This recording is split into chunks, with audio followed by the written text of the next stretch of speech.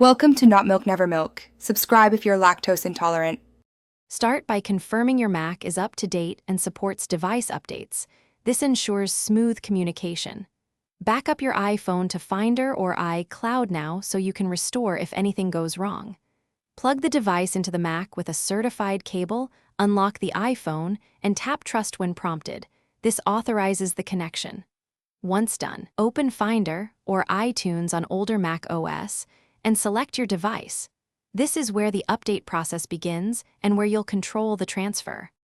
With your device selected in Finder, click Check for Update to let the Mac query Apple's servers. It will show the available iOS version and release notes. Choose Download and Update to begin. The Mac downloads the installer, verifies the package, then prepares the iPhone. Keep the cable connected and avoid interrupting the Mac. Closing the lid can pause transfers on some laptops. Watch the progress bars on both Mac and iPhone.